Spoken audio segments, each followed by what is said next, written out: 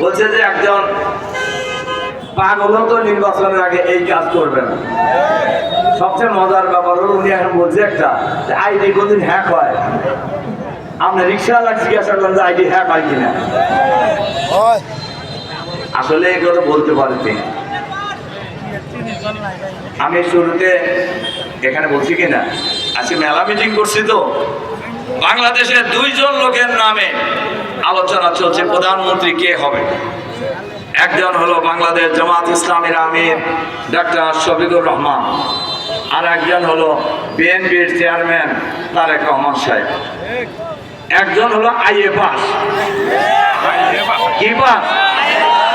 আমি কিছু নাকি, উনি তো ওনার নির্বাচনী অঙ্গীকার নামাই বলছে উনি আইএ পাস। আচ্ছা বলেন, যে পরিবারের ছেলে উনি, ওনার কি টাকা পয়সার অভাব ছিল? অথবা গাড়ি বাড়ির অভাব ছিল?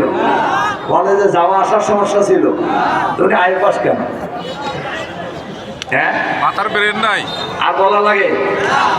আর আরেকজন হলো ডাক্তার শফিকুর রহমান, উনি এমবিবিএস ডাক্তার, উনি বিসিএস অফিসার ছিলেন, সরকারি অফিসার ছিলেন, যোগ্যতাকে আরো বেশি। বলেন তো এই প্রধানমন্ত্রী হওয়ার জন্য উপযুক্ত ব্যক্তি কে? আরো জোরে বলেন, প্রধানমন্ত্রী হওয়ার জন্য উপযুক্ত ব্যক্তি কে? এই কারণেই কিন্তু ওনার বিরুদ্ধে লাগছে। ওনার বিরুদ্ধে লেগে লাভ আছে? উনি বাংলাদেশের এখন সকল শ্রেণী পেশা, দল মত, জাতি বর্ণ ধর্ম নির্বিশেষে সকল মানুষের প্রিয় নেতা ডাক্তার শফিকুর রহমান।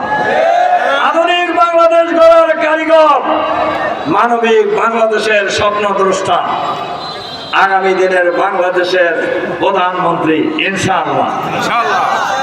তিনি এখন বাংলাদেশের সবচাইতে জনপ্রিয় নেতা।